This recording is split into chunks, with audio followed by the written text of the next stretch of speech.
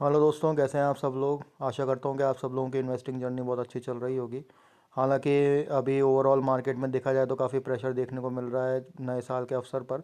लेकिन कोई दिक्कत नहीं है, अभी ये कुछ ही टाइम का है दोस्तों। और जैसे ही इन्फ्लेशन अभी अपने पीक पे ट्रेड कर रहा है और जैसे ही इन्फ्लेशन अपने स्लो डाउन होगा और नीचे की तरफ आएगा डाउनवर्ड ट्रेजेक्ट्री में, तो तुरंत ये जितने भी आपके शेयर्स हैं जो हमने ले रखे हैं वो दौड़ने लगेंगे। तो जो भी मैं आप लोगों को बता रहा हूँ, अगर आप लोगों ने उन शेयर्स में अपनी होल्डिंग्स बना रखी होगी तो आने वाले टाइम में आपको काफ़ी अच्छा प्रॉफिट देखने को मिलेगा। तो अभी आप देख सकते हैं कि ओवरऑल अभी आईटी सेक्टर्स के जो है फाइनेंशियल अर्निंग्स रिलीज़ होने चालू हो गए हैं। तो आज हम उसी को आज के वीडियो में मैं आप लोगों को वही डिस्कस करूंगा। तो तीन जो लीडिंग आईटी कंपनीज़ हैं, टीसीएस, इन्फोसिस और विप्रो, इनके क्वार्टरली Q3 नंबर के जो रिजल्ट्स हैं वो आउट हो चुके हैं। तो हम एक एक करके सबको डिस्कस करेंगे। तो सबसे पहले अभी हम सबसे नंबर वन कंपनी जो है आईटी की, टाटा कंसल्टेंसी सर्विस, उसके देखते हैं। तो मैं डायरेक्टली जंप करता हूँ इसकी क्वार्टरली अर्निंग्स पे। तो आप देख सकते हैं कि जो इसकी सेल्स है, हम लोग एनुअली इसको देखेंगे तो 48,885 और अराउंड 49,000 करोड़ की थी, जो अब बढ़ के हो चुकी है 58,000 करोड़ तक। तो काफ़ी अच्छी ग्रोथ हुई है एकदम से रेवेन्यू के अंदर, सेल्स के अंदर। अगर हम ऑपरेटिंग प्रॉफिट की भी बात करें तो वो 13,433 था, जो अब बढ़कर अराउंड अराउंड 15,553 हो चुका है। तो अगर हम मोटा मोटा पकड़ें तो 2,000 करोड़ का इसको प्रॉफिट हुआ है। और ऑपरेटिंग प्रॉफिट मार्जिन भी दोबारा कंपनी ने रिकवर अप किया है और काफ़ी मेंटेन किया है पिछले से। और अगर हम इसके प्रॉफिट की बात करें बिफोर टैक्स, तो आप देख सकते हैं कि दिसंबर में 13,000 के करीब था, जो अब 14,644 हो चुका है। तो 1,500 के करीब जो है इसका जो प्रॉफिट हुआ है।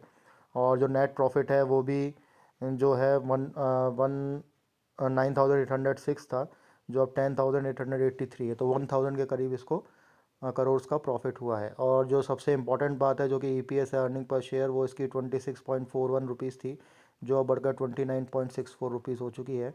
तो काफ़ी अच्छी ग्रोथ हुई है। और साथ में कंपनी ने डिविडेंड, बहुत ही हैंडसम डिविडेंड डिक्लेयर किया है 75 रुपीज़ पर शेयर का। तो काफ़ी अच्छा इन्होंने जो है डिविडेंड जो है वो डिक्लेयर किया है। और ओवरऑल अगर हम इसकी बात करें तो आप ट्रेडिंग 12 मंथ्स में देख सकते हैं कि अब इसकी जो ईपीएस है वो हम 111 हो चुकी है। तो काफ़ी अच्छी ग्रोथ दिख रही है कंपनी के अंदर। और जहाँ तक रिजर्व्स और बोरोइंग्स की बात है तो ये बिल्कुल डेट फ्री कंपनी है, आप सब जानते ही हैं। और प्रमोटर्स की होल्डिंग भी बहुत अच्छी है इसमें। पब्लिक की सिर्फ 6.06 है, और एफ आई इसकी 13.05 है, और डी आई इसकी 8.53 है। अब हम दूसरी कंपनी के बारे में बात करेंगे जो सेकंड लीडिंग कंपनी है, वो है इन्फोसिस। तो अब हम इन्फोसिस को देख लेते हैं। तो इन्फोसिस का भी करंट पी 26.6 का चल रहा है, टीसीएस के करीब 30 के करीब पी चल रहा है। तो अभी सब अपने बहुत ही फेयर वैल्यू पे ट्रेड कर रही हैं, क्योंकि इनका काफ़ी अभी जो आप देख सकते हैं कि काफ़ी अच्छा करेक्शन हो चुका है पिछले एक साल में आईटी कंपनीज़ के अंदर। अगर मैं इसके 5 ईयर पी की बात करूं तो आप देख सकते हैं 23.3 है, और 3 ईयर्स का जो पी है वो 29 है। तो ये काफ़ी अपनी फेयर वैल्यू पे जो है ट्रेड कर रहा है। अब हम इसके क्वार्टरली रिजल्ट्स देख लेते हैं कि आप देखिए कि इसकी जो सेल्स है वो 32,000 करोड़ के करीब की थी, और अब वो बढ़ के 38,318 हो चुकी है। तो काफ़ी अच्छी सेल्स हुई है इस कंपनी में भी। तो इन्फोसिस आप सब जानते हैं बहुत लीडिंग आईटी कंपनी है इंडिया की, और नेस्डैक में भी लिस्टेड है ये। अगर मैं ऑपरेटिंग प्रॉफिट की बात करूं तो करीब करीब 8,000 का था, जो अब 9,367 का हो चुका है। और जो इसके ऑपरेटिंग प्रॉफिट मार्जिन है उसमें थोड़ा सा प्रेशर देखने को मिल रहा है, लेकिन फिर भी पिछले क्वार्टर के हिसाब से सही मेंटेन किया है कंपनी ने। और अगर हम इसके नेट प्रॉफिट की बात करें तो 5,822 था, जो अब बढ़ के 6,586 हो गया है। और अर्निंग पर शेयर इसकी 13.81 रुपीज़ की थी, जो अब बढ़कर 15.70 की हो चुकी है। तो करीब करीब 1.5 रुपये इसमें जो इजाफा हुआ है। और क्वार्टरली भी इसके अंदर जो है जो अर्निंग पर शेयर है वो बढ़ी है। और आप देख सकते हैं कि इसकी सेल्स ग्रोथ, प्रॉफिट ग्रोथ सब डबल डिजिट में है। और जो इसकी सी ए जी आर, जो इसकी स्टॉक प्राइस की जो रिटर्न है वो भी आप देख सकते हैं सब डबल डिजिट के अंदर है। बिल्कुल डेट फ्री कंपनी है।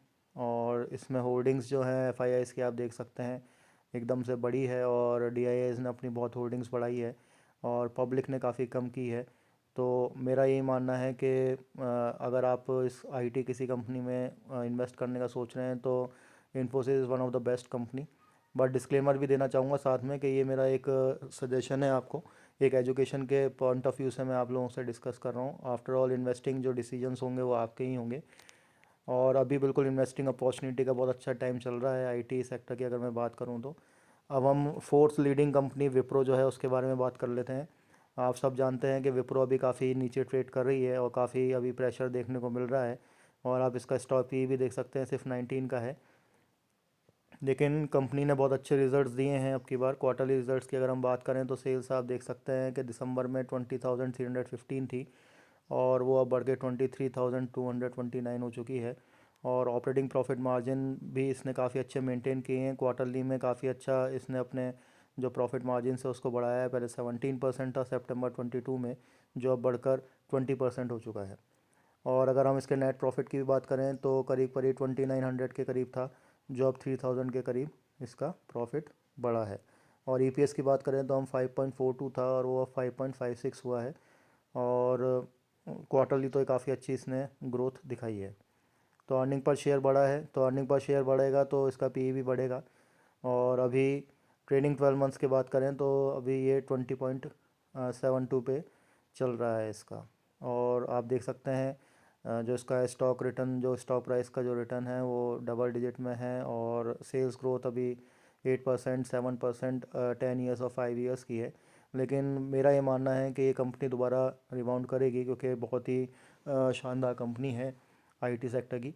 तो आने वाले टाइम में इसके अंदर अच्छी ग्रोथ देखने को मिलेगी। और ये वर्चुअली डेट फ्री कंपनी है ये सारी, क्योंकि one of the leading companies हैं।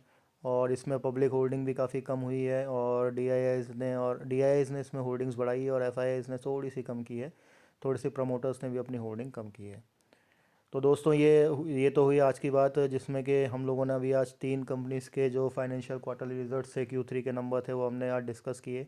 इसके बाद बहुत ही जल्दी LTI माइंडट्री, HCL टेक्नोलॉजीज़ के भी और टेक महिंद्रा के भी जो है रिजल्ट्स आउट होंगे। और इसके साथ साथ शायद कल डी मार्ट के भी जो क्वार्टरली रिजल्ट्स हैं वो आउट होने वाले हैं, तो इस पे हमारी सबकी नज़र रहेगी। तो जैसे ही डी मार्ट के रिजल्ट्स आएंगे मैं आप लोगों के साथ डिस्कस करूँगा। तो आई होप कि आप लोगों को ये चैनल पसंद आया होगा और काफ़ी इन्फॉर्मेटिव लगा होगा। तो अगर आप लोगों को ये चैनल अच्छा लगा और इन्फॉर्मेटिव लगा है तो प्लीज़ इसको लाइक करें, शेयर करें और सब्सक्राइब करें। Thank you.